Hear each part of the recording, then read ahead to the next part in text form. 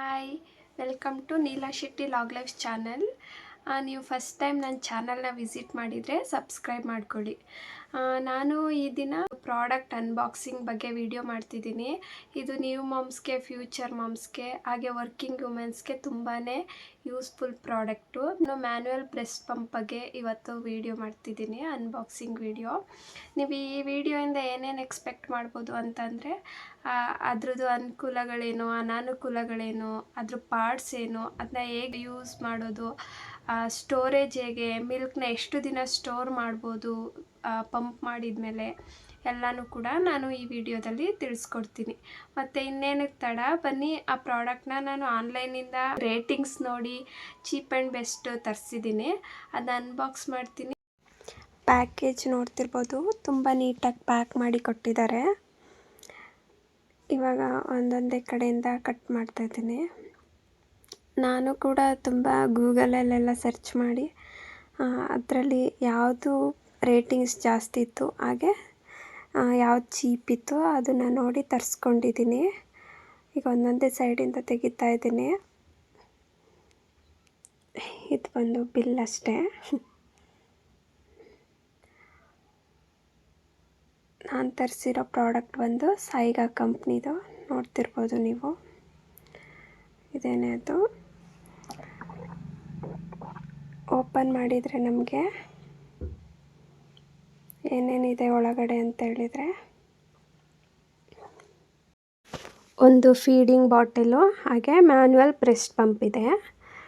ಇವಾಗ ಇದನ್ನು ಹೇಗೆ ಫಿಕ್ಸ್ ಮಾಡೋದು, ಹಾಗೆ ಪಾರ್ಟ್ಸ್ಗಳನ್ನ ತಿಳ್ಕೊಂಡು ಬರೋಣ ಬನ್ನಿ. ಮೊದಲಿಗೆ ಫೀಡಿಂಗ್ ಬಾಟಲ್ ಕ್ಯಾಪ್ ತೆಗೆದು ನಮ್ಮದು ಮ್ಯಾನ್ಯುವಲ್ ಪಂಪ್ ಇದೆಯಲ್ಲ ಅದನ್ನು ಕ್ಯಾಪ್ ರೀತಿಯೇ ನಾವು ಟೈಟಾಗಿ ಹಾಕ್ಕೋಬೇಕಾಗುತ್ತೆ. ಅದು ಫಿಕ್ಸ್ ಆಗುತ್ತೆ ನೀಟಾಗಿ. ನೋಡಿ, ಫಿಕ್ಸ್ ಆಯಿತು. ಇವಾಗ ನಾನು ಅದ್ರದ್ದು ಒಂದೊಂದೇ ಪಾರ್ಟ್ಸ್ಗಳನ್ನ ತಿಳಿಸ್ಕೊಂಡು ಬರ್ತೀನಿ.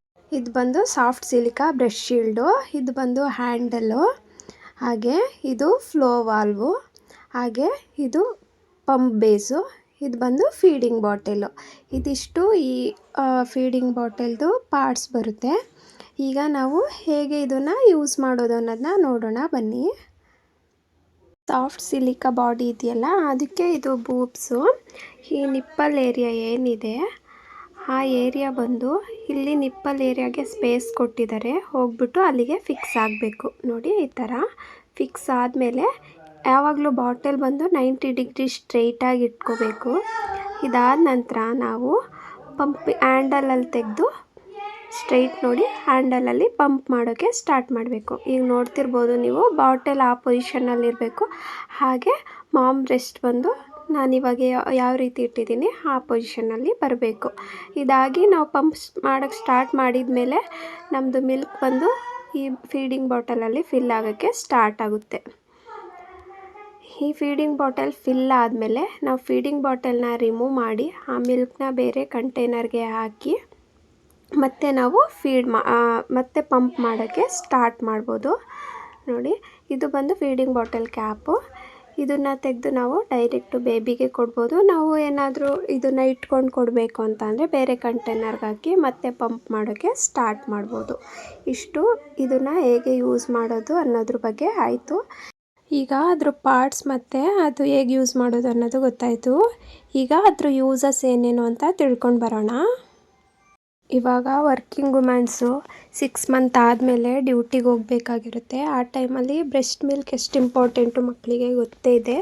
ಸೊ ಅದರಿಂದ ನಾವು ಪಂಪ್ ಮಾಡಿ ಬ್ರೆಸ್ಟ್ ಮಿಲ್ಕ್ನ ಮನೆಯಲ್ಲಿ ಇಟ್ಟು ಹೋದರೆ ಯಾರಾದರೂ ಅದನ್ನು ಕೊಡ್ತಾರೆ ಪಾಪುಗೆ, ಮಗುಗೆ. ಇದರಿಂದ ಬೇರೆ ಯಾವುದೇ ಮಿಲ್ಕ್ ಸಿಗದೆ ಬ್ರೆಸ್ಟ್ ಮಿಲ್ಕೇ ಸಿಗುತ್ತೆ ಮಗುಗೆ. ಕೆಲವು ನ್ಯೂ ಮಾಮ್ಸ್ಗೆ ಬ್ರೆಸ್ಟ್ ಸ್ವಲ್ಪ ಸೋಲನ್ ಸ್ವೆಲ್ಲಿಂಗ್ ಇರುತ್ತೆ, ಅಂಥವರು ಬ್ರೆಸ್ಟ್ ಪಂಪ್ ಮಾಡೋದ್ರಿಂದ ಸ್ವೆಲ್ಲಿಂಗ್ ಕೂಡ ಕಡಿಮೆ ಮಾಡಬಹುದು. ಕೆಲವರಿಗೆ ಬ್ರೆಸ್ಟ್ ಮಿಲ್ಕು ಬರ್ತಿರಲ್ಲ, ಅಂಥ ಟೈಮಲ್ಲಿ ನಾವು ಈ ಮ್ಯಾನ್ಯುವಲ್ ಪಂಪಿಂದ ಸ್ವಲ್ಪ ಪಂಪ್ ಮಾಡಿದರೆ ಸ್ವಲ್ಪ ಬೆಸ್ಟ್ ಮಿಲ್ಕ್ ಕೂಡ ಸೆಕ್ರಿಷನ್ ಆಗುತ್ತೆ. ಇನ್ನು ಕೆಲವರಿಗೆ ಸೆಕ್ರಿಷನ್ಸ್ ತುಂಬಾ ಇರುತ್ತೆ. ಆ ಟೈಮಲ್ಲಿ ಲೀಕೇಜ್ ತುಂಬ ಇದ್ದಾಗ ಈ ಮ್ಯಾನ್ಯುವಲ್ ಬ್ರೆಸ್ಟ್ ಪಂಪ್ನ ಯೂಸ್ ಮಾಡಿ ನಾವು ಪಂಪ್ ಮಾಡಿ ಆ ಮಿಲ್ಕ್ನ ಎಲ್ಲಾದರೂ ಫಿಲ್ ಮಾಡಿ ಇಡ್ಬೋದು. ಇದರಿಂದ ಮಿಲ್ಕ್ ವೇಸ್ಟೇಜ್ ಕೂಡ ಕಡಿಮೆ ಮಾಡಬಹುದು. ಈ ಪಂಪು ಕ್ಯಾರಿ ಮಾಡೋಕ್ಕೆ ತುಂಬ ಈಸಿ, ಹಾಗೆ ಕ್ಲೀನಿಂಗ್ ಪ್ರೋಸೆಸ್ ಕೂಡ ನಾವು ತುಂಬ ಈಸಿಯಾಗಿ ಮಾಡಬಹುದು. ಆಮೇಲೆ ಸಮ್ಟೈಮ್ಸು ಎಲೆಕ್ಟ್ರಿಕ್ ಆದರೆ ನಮಗೆ ಶಾಕ್ ಹೊಡಿಬೋದು ಅನ್ನೋ ಭಯ ಇರುತ್ತೆ. ಇದು ಮ್ಯಾನ್ಯುವಲ್ ಆಗಿರೋದ್ರಿಂದ ನಮಗೆ ಆ ರೀತಿ ಯಾವುದೇ ರೀತಿ ಕರೆಂಟ್ ಹೊಡೆಯೋ ಭಯಗಳೇನೂ ಇರೋದಿಲ್ಲ. ಇಷ್ಟು ಅದ್ರ ಯೂಸಸ್ಸು. ಇವಾಗ ಅದ್ರದ್ದು ಅನಾನುಕೂಲಗಳನ್ನ ನೋಡೋಣ ಬನ್ನಿ. ಸಮ್ಟೈಮ್ಸು ಮಿಲ್ಕ್ ಕಂಟಾಮಿನೇಷನ್ ಆಗೋ ಚಾನ್ಸಸ್ ಇರುತ್ತೆ. ನಾವೇನಾದರೂ ಬಾಟಲ್ನ ಕ್ಲೀನಾಗಿ ತೊಳೆದಿಲ್ಲ ಅಂದಾಗ ಮಿಲ್ಕ್ ಕಂಟಾಮಿನೇಷನ್ ಆಗೋ ಚಾನ್ಸಸ್ ಇರುತ್ತೆ. ಇದರಿಂದ ಇನ್ಫೆಕ್ಷನ್ ಕೂಡ ಆಗುತ್ತೆ. ಸಮ್ಟೈಮ್ಸು ಬ್ರೆಸ್ಟ್ ಟಿಶ್ಯೂ ಡ್ಯಾಮೇಜ್ ಕೂಡ ಆಗುತ್ತೆ, ನೀಟಾಗಿ ನಾವು ಪೊಸಿಷನಲ್ಲಿ ಪಂಪ್ ಮಾಡಲಿಲ್ಲ ಅಂದರೆ. ಸಮ್ಟೈಮ್ಸು ನಿಪ್ಪಲ್ ಕೂಡ ಇರಿಟೇಷನ್ ಸ್ಟಾರ್ಟ್ ಆಗುತ್ತೆ, ಅಂದರೆ ಪಂಪ್ ಮಾಡಿ ಹಾಗೆಯೇ ತುಂಬ ಫ್ರೀಕ್ವೆಂಟಾಗಿ ಅಥವಾ ಅವಾಗವಾಗ ಪಂಪ್ ಮಾಡೋದ್ರಿಂದ ಸಮ್ಟೈಮ್ಸು ಕೈ ನೋವು ಬರ್ಬೋದು. ಇವಾಗ ಮಿಲ್ಕ್ ಸ್ಟೋರೇಜ್ ಬಗ್ಗೆ ನೋಡೋಣ. ಮೊದಲಿಗೆ ನೀಟ್ ಆ್ಯಂಡ್ ಕ್ಲೀನ್ ಕಂಟೈನರ್ಗೆ ಬ್ರೆಸ್ಟ್ ಫೀಡಿಂಗ್ ಬಾಟಲಿಂದ ಮಿಲ್ಕ್ನ ಯಾವಾಗಲೂ ಟ್ರಾನ್ಸ್ಫರ್ ಮಾಡ್ಕೋಬೇಕಾಗುತ್ತೆ. ಟ್ರಾನ್ಸ್ಫರ್ ಮಾಡಿ ನಾವು ಹೊರಗಡೆನೇ ಇಟ್ಟು ಕೊಡ್ತೀವಿ ಅಂದರೆ ನಾವು 6 to 8 hours ತನಕನೂ ಸ್ಟೋರೇಜ್ ಮಾಡ್ಬೋದು ಹೊರಗಡೆ. ಇಟ್ಟು ಅದನ್ನು ಕೊಡೋ ಮೊದಲು ಸ್ವಲ್ಪ ಬೆಚ್ಚಗೆ ಮಾಡಿ ಕೊಡ್ಬೋದು. ನಾವೇನಾದರೂ ಲಾಂಗ್ ಡೇಸ್ ಇಡಬೇಕು ಅಂದರೆ ರೆಫ್ರಿಜರೇಟರಲ್ಲಿ ಕೆಳಗಡೆ ಕಪಾರ್ಟ್ಮೆಂಟ್ ಇದೆಯಲ್ಲ, ಆ ಕಪಾರ್ಟ್ಮೆಂಟಲ್ಲಿಟ್ಟರೆ ನಾವು 7 to 14 days ತನಕನೂ ಸ್ಟೋರೇಜ್ ಮಾಡ್ಬೋದು. ನಾವು ಇನ್ನು ಲಾಂಗ್ ಡೇಸ್ ತನಕ ಇಡಬೇಕು ಅನ್ನೋದಾದರೆ ಫ್ರೀಝರಲ್ಲಿಟ್ಟರೆ ಅಪ್ ಟು 1 month ತನಕನೂ ಈ ಮಿಲ್ಕ್ನ ಸ್ಟೋರೇಜ್ ಮಾಡ್ಬೋದು. ಆಮೇಲೆ ಕೊಡೋ ಮೊದಲು ನಾವು ಸ್ವಲ್ಪ ಬೆಚ್ಚಗೆ ಮಾಡಿ ಆದರೂ ಕೊಡ್ಬೋದು, ಅಥವಾ ಬಾಯ್ಲ್ ಮಾಡಿ ಸ್ವಲ್ಪ ತಣ್ಣಗಾಗೋಗ್ಬಿಟ್ಟು ಅದಾದಮೇಲೆ ಮಕ್ಕಳಿಗೆ ಕೊಡ್ಬೋದು. ಇದರಿಂದ ಮಗುಗೆ ಯಾವುದೇ ರೀತಿ ಹಾನಿ ಆಗಲ್ಲ, ಮಗುಗೆ ಬ್ರೆಸ್ಟ್ ಮಿಲ್ಕೇ ಸಿಗುತ್ತೆ. ಈ ಪ್ರಾಡಕ್ಟ್ ಸಿಲಿಕಾ ಬೇಸ್ಡ್ ಆಗಿರೋದ್ರಿಂದ ಸ್ಕಿನ್ ಫ್ರೆಂಡ್ಲಿ ಆಗಿದೆ, ಹಾಗೆ ಯಾವುದೇ ರೀತಿ ಇರಿಟೇಷನ್ ಕೂಡ ನಮಗೆ ಆಗಲ್ಲ.